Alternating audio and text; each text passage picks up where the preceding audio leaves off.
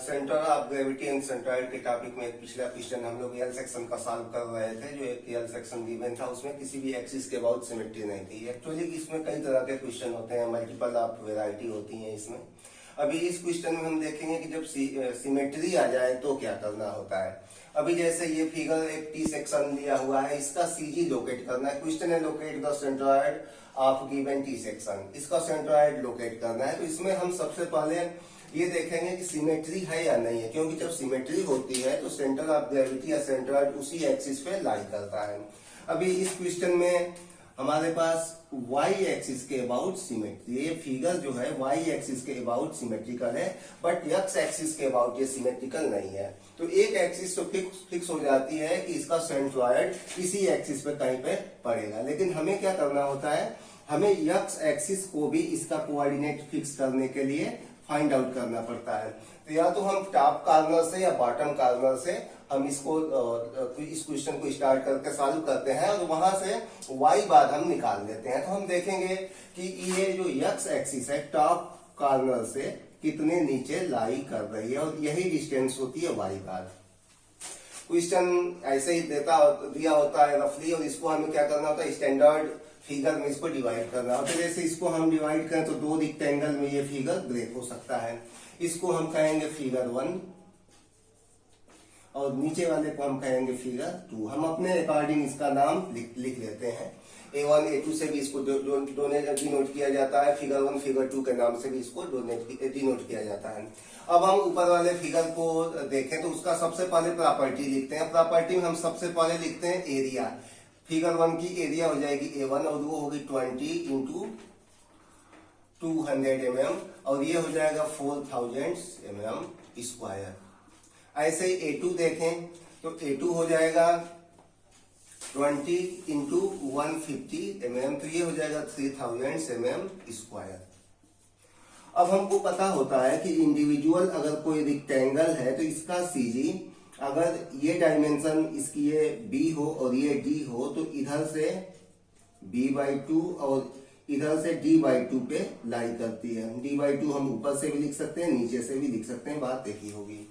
अब इस फिगर की हम देखें तो अगर y1 देखें इसका, तो y1 कहां से लाई करेगा, यहां से इतनी कहीं इसके मिड में लाई करेगा। तो इसका इस फिगर का y1 हो जाएगा 10 mm।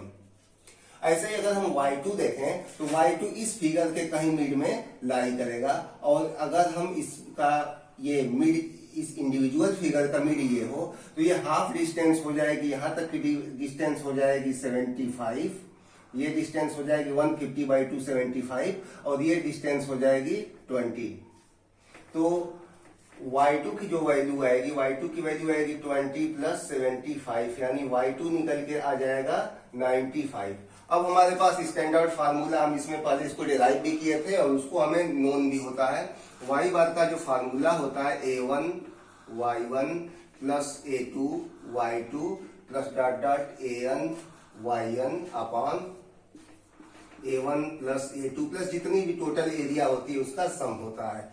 तो y बार यहां से निकल कर आ जाएगा 4000 into 10 + 3000 into 95 y2 upon A1 की जो वैल्यू होगी, A1 की वैल्यू हमने पहले ही निकाल रखा है 4000 से, और A2 की जो वैल्यू है वो 3000 है। इसके बाद हम क्या करेंगे, इसको सॉल्व कर लेंगे और हमारा y बार की वैल्यू आ जाएगी। इसको सॉल्व करेंगे तो हम कैलसी में अपना देख लेंगे, पुट कर लेंगे 4000 इंटू 10 + 3000 इंटू 95 अपॉन 4000 + 3000। तो इससे हमें आंसर निकल के आ जाएगा और ये आ रहा है 46.4285। ये आ रहा है 46.4285 mm हमें आ रहा है। ये जो y बार आ रहा है, y बार इसमें टॉप एज से आएगा, मतलब यहां से लेके और जो ये x एक्सिस है इसकी जो डिस्टेंस होगी y बार की, ये हो जाएगी 46.4285 mm। तो ये हमें फिक्स हो गया कि इसका जो कैपिटल D होगा वो कहीं ना कहीं y एक्सिस पे, जो सिमेट्रिकल एक्सिस पे लाई कर रहा है, जो टॉप एज से 46.4285 mm नीचे होगा। ये हमारा आंसर फाइनली यही हो जाएगा, y bar equal to 46.4285 mm on